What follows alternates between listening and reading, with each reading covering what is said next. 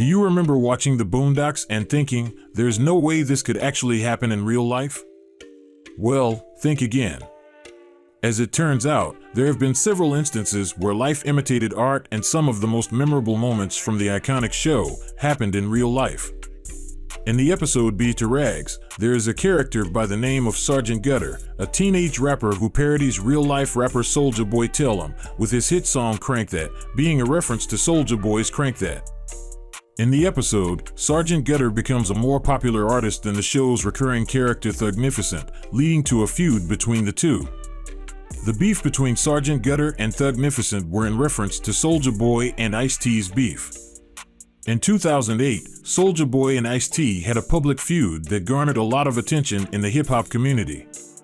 Ice-T, who is known as a legendary rapper, felt that Soulja Boy was diluting hip-hop. Ice-T criticized Soulja Boy's music and haircut and even had a track about him on his mixtape Urban Legend dissing Soulja Boy in the intro of the song, where he lashed out at Soulja Boy for his song Crank That. Soulja Boy responded to Ice-T's criticism at the 2008 BET Awards, saying that he respected Ice-T but did not understand why Ice-T was coming after him.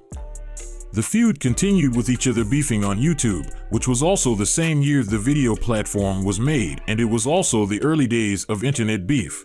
It ain't that serious? It ain't that serious, man. Did it hurt your feelings to hear what he said? No. Oh my God, no. Basically what it was, man, it was just, I can't believe he said that. It's foolishness, man. It's uncalled for. You know what I'm saying? I'm 17 years old, and dudes, you was like, you know, basically all I gotta say is, the comments that were made shouldn't have been stated. It's not that serious. I know I'm the newest of the new, I'm the youngest of the young, I'm the hottest of the hot. I represent new hip hop, but he's just taking it to a whole nother level. You feel what I'm saying? And basically, he should take my advice or take someone's advice to just chill out and find a new way. That's it. After several months of back and forth, both rappers decided to end the beef. It's over with for me. In a 2021 interview, Ice-T explained how the feud originated. I got kind of caught out there because the new rap came, and the new rap was so odd to me and stuff like that. And I'm such a hip hopper that I was like, but then after that little thing, see, the thing of it is, my Soulja Boy thing was, it wasn't an intentional diss. What happened was I was doing a mixtape and they were fucking with me. They were like, you niggas don't want to hear you. They want to hear Hurricane Chris, nigga. They want to hear Soulja Boy, nigga. You old, nigga. I was like, fuck them niggas, right? So I was like, fuck these niggas. Them niggas ruin hip hop, right? So I went on a old man rant. Yeah. The niggas that I was working with taped it and put it at the front of their mixtape. Oh, man. That's bad business. See what I'm saying? Yeah. Bad business. So now that goes out. Of course, he replies. My son is like, you got to say something back. I'm like, what? Now I'm replying. And this kind of the start of social media too, right? I regret it because first off, I had to, now when I look back at it, music is taste and it's also age brackets.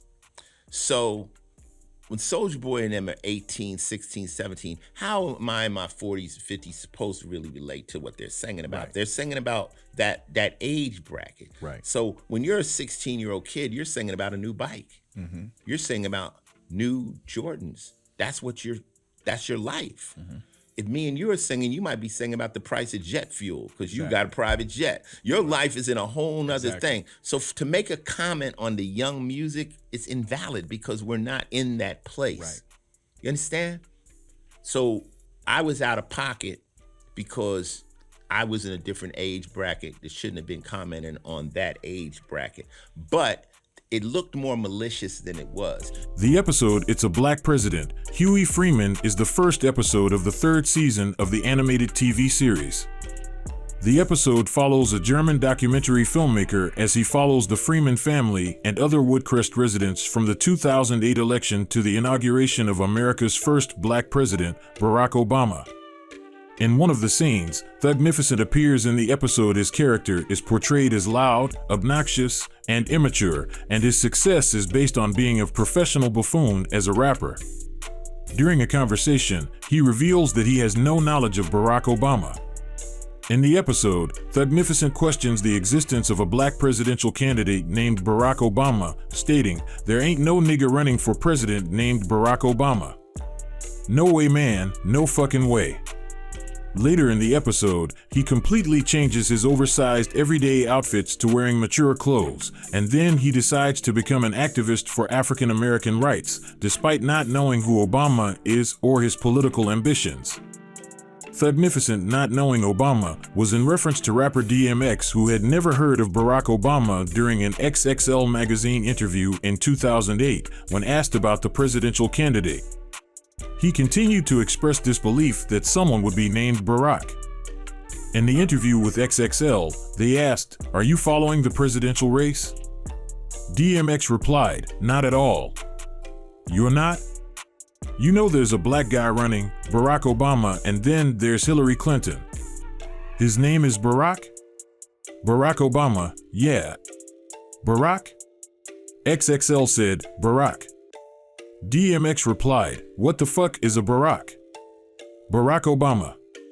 "Where he from? Africa?" "Yeah, his dad is from Kenya." "Barack Obama?" "Yeah." "What the fuck? That ain't no fucking name, yo. That ain't that nigga's name. You can't be serious. Barack Obama. Get the fuck out of here. You're telling me you haven't heard about him before. I ain't really paying much attention." XXL said, "I mean, it's pretty big if a black." And DMX replied, "Wow, Barack. The nigga's name is Barack. Barack? Nigga named Barack Obama. What the fuck, man? Is he serious? That ain't his fucking name. I'ma tell this nigga when I see him, stop that bullshit, laughs, that ain't your fucking name. Your mama ain't named you no damn Barack. So you're not following the race. You can't vote, right? Nope. Is that why you're not following it? No, because it doesn't matter. They're gonna do what they're gonna do. It doesn't really make a difference. These are the last years. But it would be pretty big if we had a first black president. That would be huge. I mean, I guess. What, they gone give a dog a bone? There you go, oh, we have a black president now. They should have done that shit a long time ago, we wouldn't be in the fucking position we in now. With World War coming up right now. They done fucked this shit up, then give it to the black people. Here, you take it. Take my mess. Right, exactly. It's all a fucking setup. It's all a setup. All fucking bullshit. All bullshit. I don't give a fuck about none of that." The Boondocks episode, Thank You for Not Snitching, aired on October 22nd, 2007 on Cartoon Network's Adult Swim. The episode centers around a series of robberies in Woodcrest, which culminates in the theft of Granddad's car. The main character, Riley, faces a moral dilemma when he learns that Ed Wonkler III and Jen Rummy are behind the robberies and must decide whether to stay true to his natural inclination to never snitch or help catch the perpetrators. And also in the episode, Gangstalicious appears on TRL and brags about assaulting Johnny Guinness, only to be arrested by the police afterward. Gangstalicious bragging on TRL was in reference to rap legend Tupac Shakur, who discussed his altercation with the Hughes brothers on national television on July 16, 1993, during an interview on Yo MTV Raps. Tupac was fired from his role in Menace to Society by the Hughes brothers, and he spoke about the incident during the interview. When Tupac brought up their altercation, the Hughes brothers were accused by Tupac of firing him in a punk snitch way. I beat up the directors, the Menace to Society. Let me tell the whole world. All right, tell them why you did what you had to do. These chump, punk, slump, you know what I'm saying? You'll have a chance to come here and rebuttal. No, they won't. They better come now. Check this out. They fired me, but did it in a roundabout punk snitch way. So I caught them on the streets and beat they behind. You know what I'm saying? Okay, I was a menace to the Hughes brothers. And it ain't over. I still got more than chump boxes. Don't jump to the TV. Don't jump to the TV. Several months later, Tupac was arrested. He was then taken to court where the MTV film was used to convict him, and he was sentenced to a 15-day jail term. Alan Hughes recently directed a documentary series called Dear Mama, which explores the legacies of rapper Tupac Shakur and his mother Afeni. The series was released on FX on April 21st, 2023. In an interview with Sway's Universe, Alan Hughes discussed his relationship with Tupac and the incident where Tupac assaulted him in 1993. Despite this incident, Hughes stated that he could have handled the situation better prior to the incident, but also said he has no ill will toward Tupac. My first question to you, because Alan expressed, I remember you talking in detail about the fights you had with Tupac, and you said you lifted him up and slammed him on a car or something like that. And I realized how volatile it was. What made you want to do this? What made you think you would be the right person to do this? Well, first off, just to go back for a second, when I came, the only time I ever told that story beat for beat was here over 10 years ago. Yeah. And I've never done it since, and I won't do it again. Good, okay. And I didn't do it for 20 years. And so funny when you say the only time I ever even described that, I never go into it. You know? Okay. I don't want to go into it. No, but I wanted you guys to know I felt like when I came in that day, and we went on the run, I blacked out. Yeah. You know, and we really went into it. Yeah, you know? yeah. But to answer your question, is like, me and my brothers started our career with Tupac. We did his first 3 music videos. We had an intense personal friendship as well, creative and otherwise. We would pick him up from the airport every time he flew to LA. It was probably 9 months to a year. It wasn't long, but you remember when you're young? Yeah. 9 months felt like 3 years. Yeah. And you did more in 9 months than you did in 3 years now. Yeah. So, you know, like your family and like my own brother, I've been in fist fighting. I damn near hung my brother off a balcony. He's throwing microwaves at me. Really? You know, like we've gone hard, you know. But you can't reduce the relationship to the times that we were in fist fights. Yeah. You know, and with Tupac, there was a tremendous amount of love there for 99% of it. Then that thing happened, and we had a misunderstanding. I now know where I was wrong, because I didn't realize where I was wrong in that, right? He was, we don't need to make it violent. That was wrong, right? Yeah. And then at the end of the day, is like, I'm super proud of who he became globally and what he represents. And he helped us as well. I've never said this because I didn't realize it. I didn't realize I had trauma from that. 10 guys turning me inside out, right? Yeah. Wow. Tupac is the reason Menace got greenlit. And he did me a favor. He did my brother a favor when I said, can you be in this film? And he didn't want to star in anyone's film but John Singleton. Back then he was on the John Singleton, like me and John, or Scorsese and De Niro. Because he did Poetic Justice. Exactly.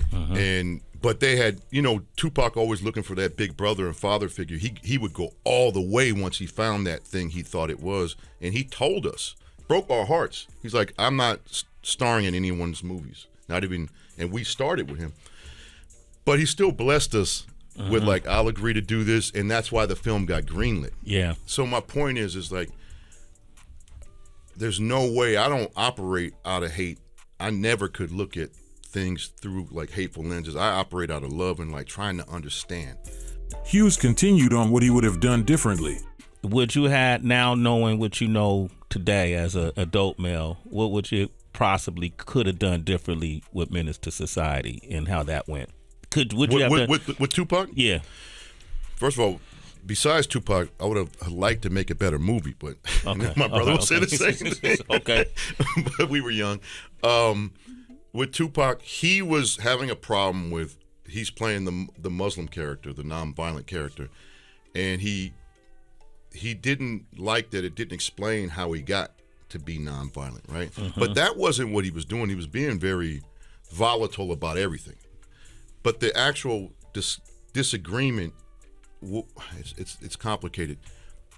We were already on the last music video starting to have difficulties. Okay. You know, and you have to keep in mind, we're all three of us, me and my brother and Tupac, are 19 at the time.